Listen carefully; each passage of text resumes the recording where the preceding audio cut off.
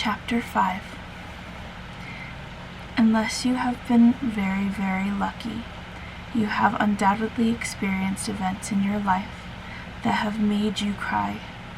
So unless you have been very, very lucky, you know that a good long session of weeping can often make you feel better, even if your circumstances have not changed one bit. So it was with the Baudelaire orphans. Having cried all night, they rose the next morning feeling as if a weight were off their shoulders. The three children knew, of course, that they were still in a terrible situation, but they thought they might do something to make it better.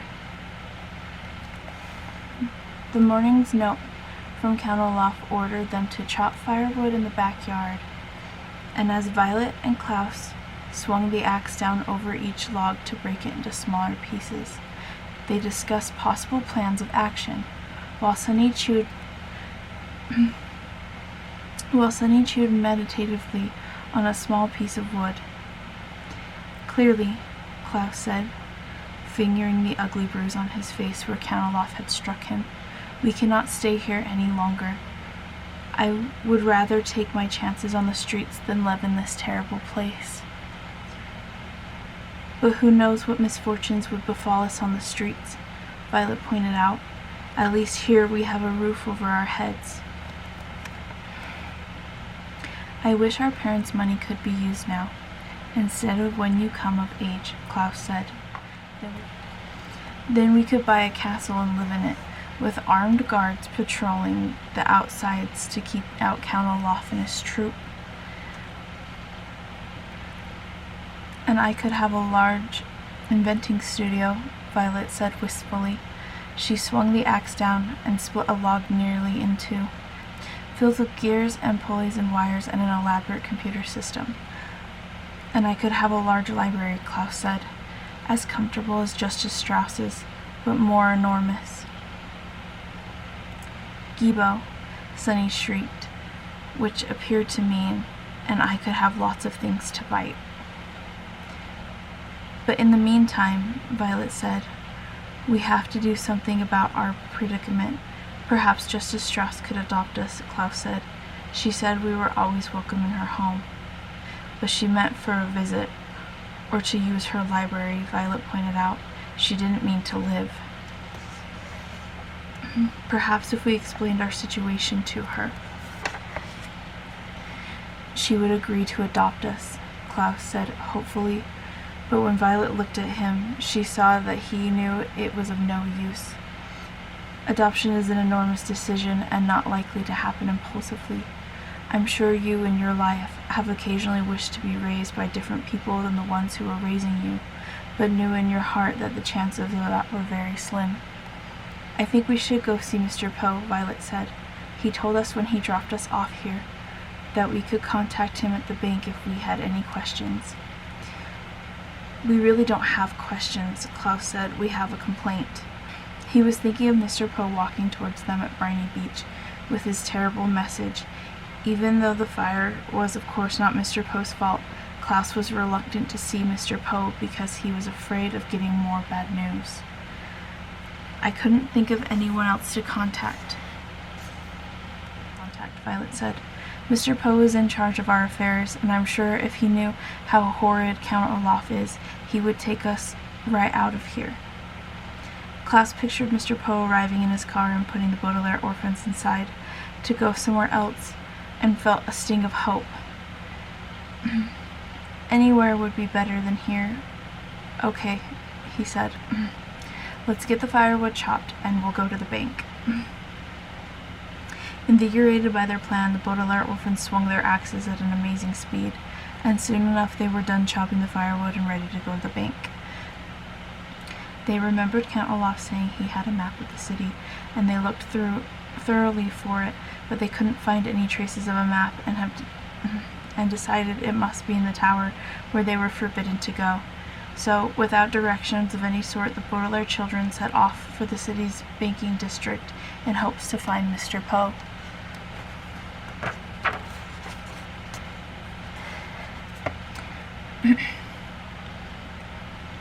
After walking through the meat district, the flour district, and the sculpture district, the three children arrived at the banking district, pausing to take a refreshing sip of water at the fountain of vigorous finance.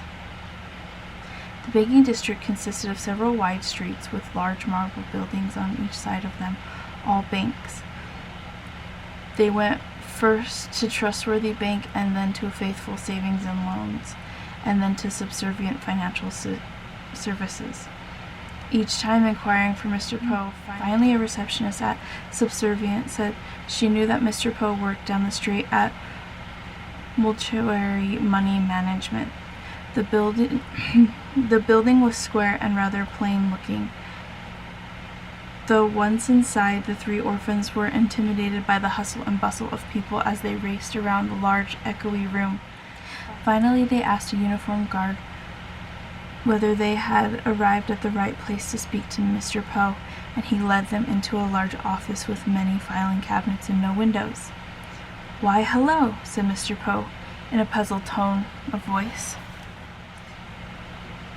He was sitting at a desk covered in typed papers that looked important and boring. Surrounding a small framed photograph of his wife and his two beastly sons were three telephones with flashing lights. "Please come in." "Thank you," said Klaus, shaking Mr. Poe's hand. The Baudelaire youngsters sat down in three large and comfortable chairs. Mr. Poe opened his mouth to speak, but had to cough into a handkerchief before they could begin. "I'm very busy today," he said finally, "so I don't have much time to chat. Next time you should call ahead of time when you plan on being in the neighborhood, and I will put some time aside to take you to lunch." "That would be very pleasant," Violet said, and we're sorry we didn't contact you before we stopped by, but we find ourselves in an urgent situation. Count Olaf is a madman," Klaus said, getting right to the point. "We cannot stay with him."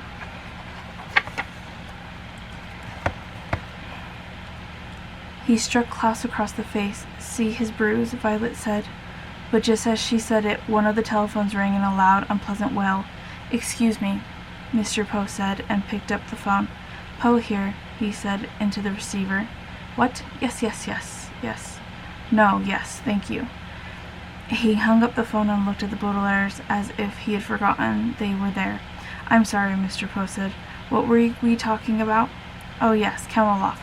I'm sorry you don't have a good first impression of him. He has only provided us with one bed," Klaus said. "He makes us do a great many difficult chores. He drinks too much wine." "Excuse me," Mr. Poe said, as another telephone rang. "Poe here," he said. 77776.5. "You're welcome." He hung up and quickly wrote something down on one of his papers, and then looked at the children. "I'm sorry," he said. "What were you saying about Count Olaf?" "Making you do chores doesn't sound too bad. He calls us orphans. He has terrible friends. He's always asking about our money." "Poco," this was from Sonny. Mr. Poe put up his hands to indicate that he had heard enough. Children, he said. "You must give yourselves time to adjust to your new home. You've only been there a few days."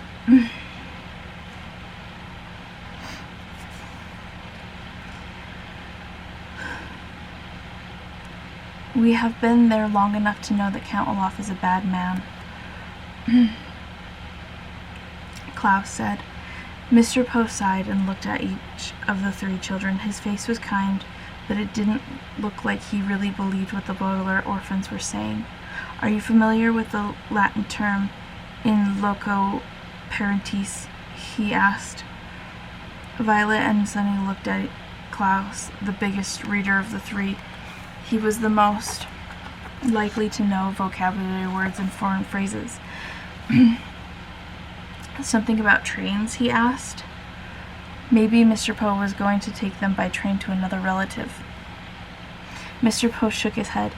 "In loco parentis means acting in the role of a parent," he said. "It is a legal term, and it applies to Count Olaf. Now that you are in his care, the Count may raise you using any method he sees fit.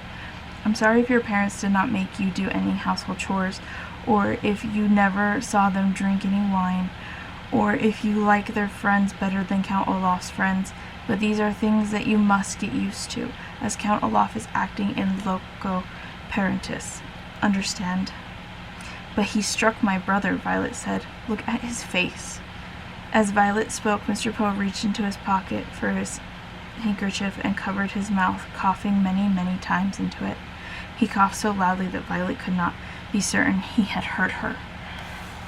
Whatever Count Olaf has done, Mr. Poe said, glancing down at one of his papers and circling a number, he has acted in loco parentis, and there's nothing I can do about it. Your money will be well protected by myself and by the bank, but Count Olaf's parenting techniques are his own business. Now I hate to usher you out post haste, but I have very much work to do. The children just sat there, stunned. Mr. Poe looked up and cleared his throat. Post haste, he said, means you'll do nothing to help us, Violet finished for him. She was shaking with anger and frustration. As one of the phones began ringing, she stood up and walked out of the room, followed by Klaus, who was carrying Sunny. They stalked out of the bank and stood on the street, not knowing what to do next. What shall we do next? Klaus asked sadly. Violet stared up at the sky. She wished she could invent something that could take them out of there. It's getting a bit late, she said. We might as well just go back and think of something else tomorrow. Perhaps we can stop and see Justice Strauss. But you said she wouldn't help us, Klaus said. Not for help, Violet said, for books. It is very useful when one is young to learn the difference between literally and figuratively. If something happens literally, it actually happens. If something happens figuratively, it feels like it's happening. If you are literally jumping for joy, for instance, it means you are leaping in the air because you are very happy. If you are figuratively jumping for joy, it means you are so happy that you could jump for joy, but are saving your energy for other matters. The Baudelaire orphans walked back to Count Olaf's neighborhood and stopped at the house of Justice Strauss, who welcomed them inside and let them choose books from the library. Violet chose several about mechanical inventions, Klaus chose several about wolves, and Sunny found a book with many pictures of teeth inside. Then they went to their room and crowded together on the one bed, reading attentively and happily. Figuratively, they escaped from Count Olaf and their miserable existence. They did not literally escape,